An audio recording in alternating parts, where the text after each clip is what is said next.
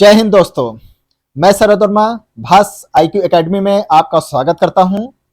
मैं आपको ज्योग्राफी के फर्स्ट टॉपिक यानी कि जियोमॉर्फोलॉजी में जो भी मेन मुद्दे हैं, जहां से क्वेश्चन बनते हैं या जो सुर्खियों में चल रहे होते हैं, उनका पूरा विवरण के साथ और सुर्खियों को कवर करते हुए जो भी समसामयिक घटनाएं हो रही हैं उसको इसमें शामिल करते हुए हम पूरे सेशन को कवर करेंगे, सारी क्लासेस को कवर करेंगे। तो देर मत करिएगा, लगे रहिएगा, जुड़े रहिएगा BIA भास IQ एकेडमी के साथ। ओके, तो देर ना करते हुए शुरू करते हैं आज की क्लास। पृथ्वी की सतह के अस्थायी और परिवर्तनशील स्वरूप का अध्ययन, इसके बारे में हम चर्चा करेंगे।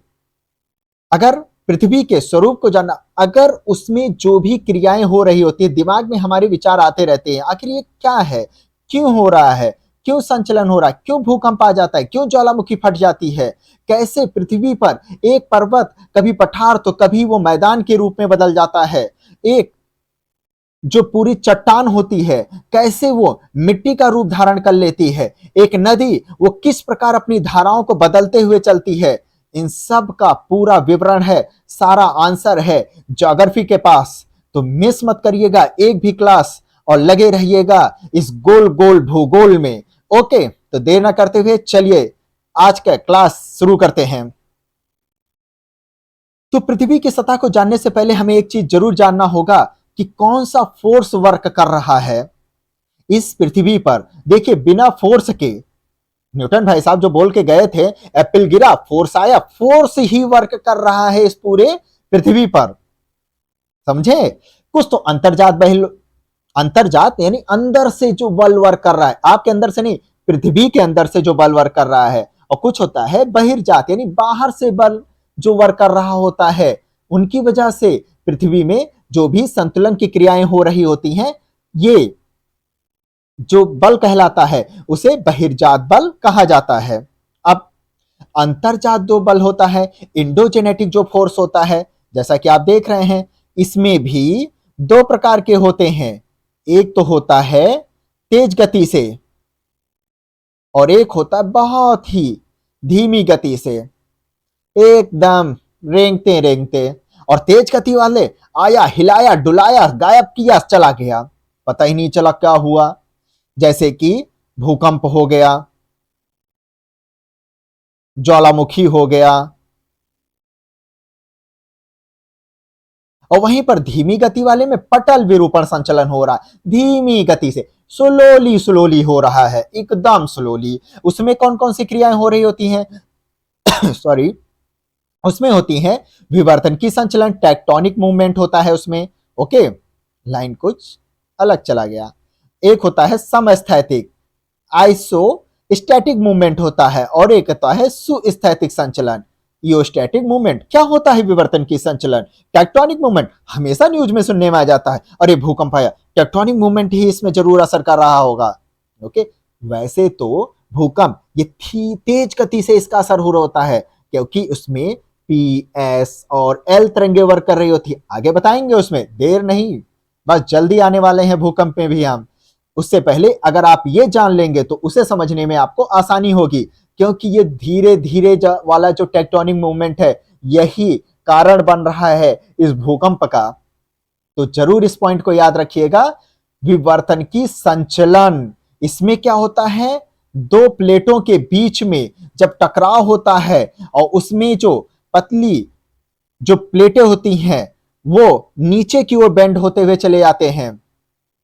ओके, उसमें जो कमजोर हल्की प्लेटें होती है नीचे की ओर बेंड होता हुआ चला जाता है, और भारी प्लेटें जो भयानक होती हैं, जो मजबूत होती हैं, वो ऊपर रहती हैं। मतलब कि इसमें प्लेटों का आपको संचलन पता चलेगा, फिर वो चाहे अभिसारी हो चाहे वो अपसारी हो। अभिसारी अपसारी पास आ रहा है या दूर जा रहा है या समानांतर हो रहा है, आगे बताएंगे ये सब क्या होता है। अभी इतना जान लीजिए, टेक्टोनिक मूवमेंट जो होता है ये स्थल स्वरूप का एक निर्माण कर रहा होता है हमारी सतह पर। ओके, चलिए समस्थैतिक पर जानते हैं, ये क्या होता है। जब पृथ्वी अपना संतुलन कर रहा होता है ऊपरी तरीके से, यहां पर इसमें आपको संतुलन देखने को मिल रहा होता है।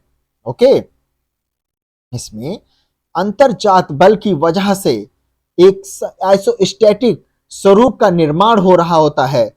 ओके, और वहीं पर सुस्थैतिक संचलन में इसमें आपको स्थल स्वरूप नहीं, इसमें समुद्र के नीचे बैलेंस या उसमें जो संतुलन का काम हो रहा होता है, क्योंकि समुद्र के नीचे भी आपको कटक देखने को मिलेगा, भ्रंश देखने को मिलेगा, मैदान देखने को मिलेगा। ओके, तो इनके बीच भी मूवमेंट हो रहा होता है, जिसकी वजह से पृथ्वी अपने आप को संतुलित कर रही है। तो ये है सुस्थैतिक संचलन।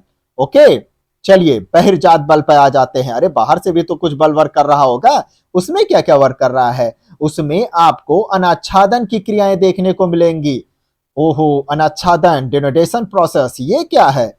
इसमें आपको अपक्षय, अपर्दन, बृहत संचलन जैसी चीजें आपको देखने को मिल जाएगी। मिट्टी, मिट्टी देखकर आप कैसे सोचेंगे अरे मिट्टी तो ऐसे ही हमेशा से बनी है? नहीं, पहले पूरी पृथ्वी चट्टानों से भरी थी, बड़े बड़े चट्टान। फिर उसमें भौतिक, रासायनिक, जैविक इन सब क्रियाओं का असर उस पर पड़ा। ओके, जैसे सूर्यातप हो गया, सूर्य की गर्मी की वजह से भी पृथ्वी में रिएक्शन हो रहे होते हैं। ओके, इन सब की क्रियाओं की वजह से यहां पर ताप, दाब, इन सब का जो भौतिक क्रियाओं का असर पड़ रहा होता है, उसका यहां पर जो रिएक्शन हो रहा होता है, जैसे कि केमिकल प्रोसेस के तहत आप देखेंगे उसमें ऑक्सीकरण,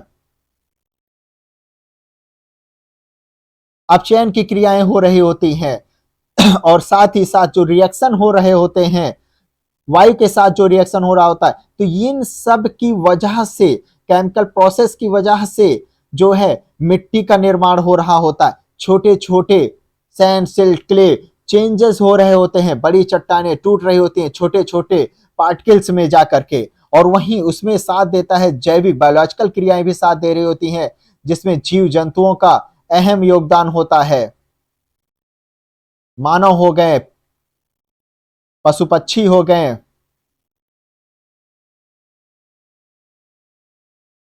ओके, या पेड़ पौधे हो गए, इन सब का भी एक अहम योगदान इसमें होता है। ओके, और साथ ही साथ इन सब क्रियाओं से निर्माण होता है क्ले का, मिट्टी का निर्माण हो रहा होता है। ओके, मृदा का निर्माण हो रहा होता है। लेकिन आप अपक्षय में इसमें गंत्यात्मक क्रियाएं नहीं देखने को मिलेंगी, यानी कि ये ट्रांसफॉर्मेबल नहीं होगा। ट्रांसफॉर्मेबल नहीं, इसे ट्रांसफर, ये जो है एक जगह से दूसरी जगह मूवमेंट की क्रिया इसमें देखने को आपको नहीं मिलेंगी। ओके, अपक्षय की बात ये थी। अपर्दन क्या होता है?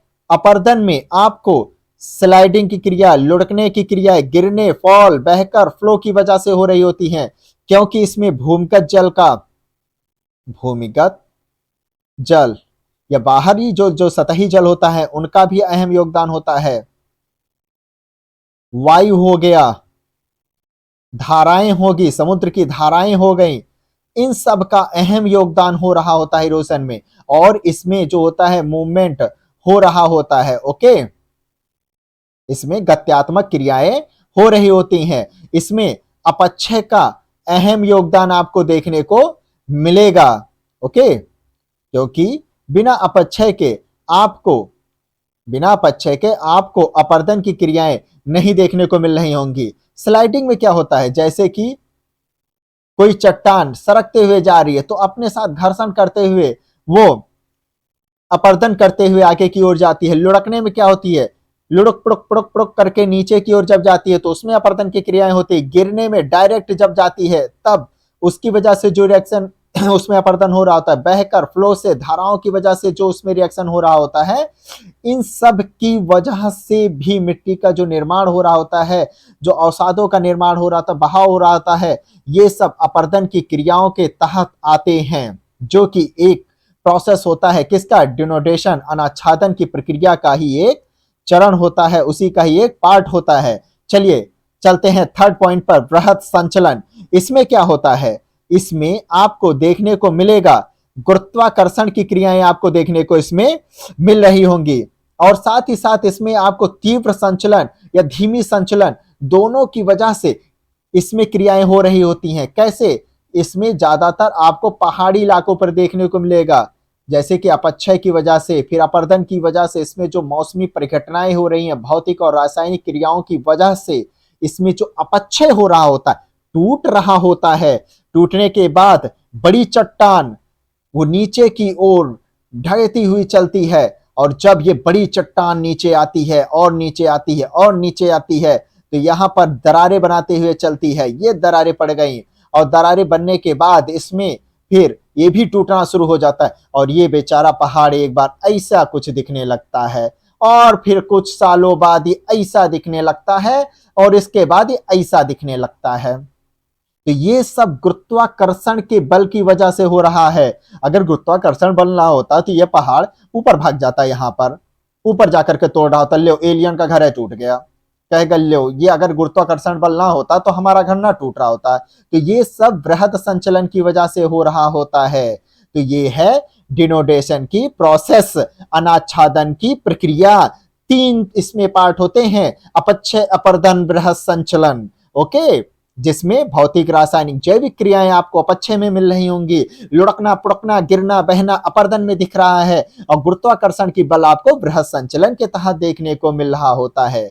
ओके, चलिए आगे देखते हैं क्या है नया टॉपिक, अशांता, अशांतत्य। ओहो, कितना अच्छा टॉपिक है। डिसकंटिन्यूटी, ये लीजिए मैंने बना दिया 2 क्षेत्र, ये है ए क्षेत्र, ये है बी क्षेत्र।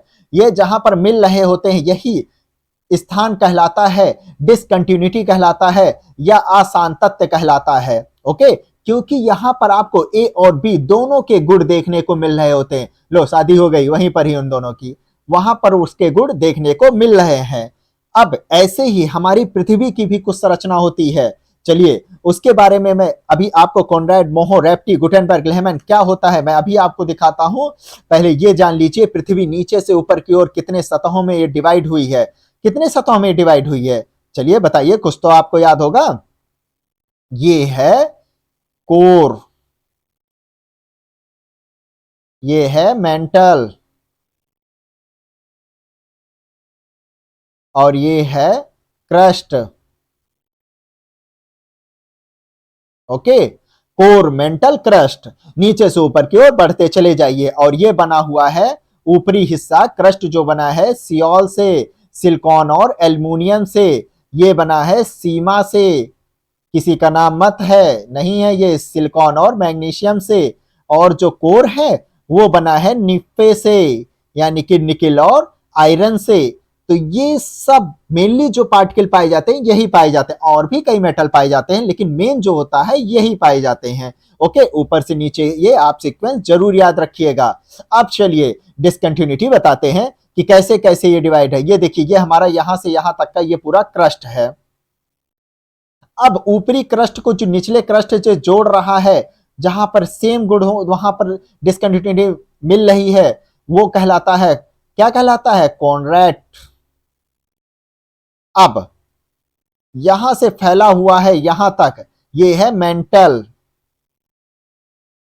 अब ऊपरी मेंटल और निचली मेंटल, उससे पहले यहां पर आ जाइए, जो निचला क्रस्ट है और ये जो ऊपरा मेंटल है, यहां पर ये जो हिस्सा मिल रहा है ये कहलाता है मोहो। यहां पर मोहो में इन दोनों के गुण पाए जाते हैं। और ऊपरी मेंटल और निचले मेंटल, इसको क्या कहा जाता है, रेप्टी। ओके, रेप्टी कहा जाता है, रपटना नहीं बोल देना, रेप्टी बोला जाता है। और निचले वाला मेंटल और जो आउटर की तरफ रहता है ये हमारा कोर, ये वाला जो है आउटर कोर कहलाता है। ओके, और ये इनर वाला होता है, ये इनर कोर कहलाता है। इनर वाला कोर जो होता है ये बहुत ही ज्यादा सॉलिड अवस्था में पड़ा हुआ है, और आउटर कोर ये लिक्विड अवस्था में है। और फिर कहां तक पहुंचे थे, ये देखिए रेप्टी हो गया। और यहां पर ये वाला जो हिस्सा है जो निचला मेंटल और आउटर कोर को मिला रहा होता है वो गुटेनबर्ग कहलाता है, गुटेनबर्ग। और फिर आउटर और इनर कोर को मिलाने वाली रेखा को क्या कहा जाता है, लेहमैन कहा जाता है। ओके, तो ये होता है हमारी पृथ्वी का अंदर की पूरी संरचना होती है। ओके, तो इसको आप जरूर याद रखिएगा, इसको भूलिएगा नहीं, वरना बड़ी दिक्कत हो जाएगी।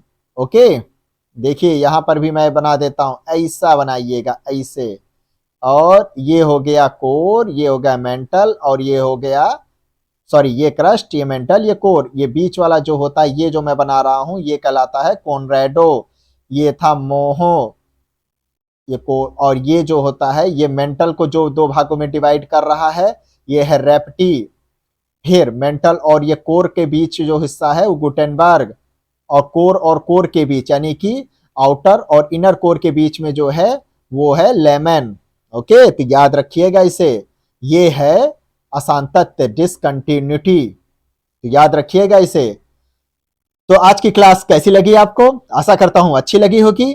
नेक्स्ट टाइम एंजॉय के साथ, विद एनर्जी के साथ हम फिर से नए टॉपिक को लेकर आएंगे।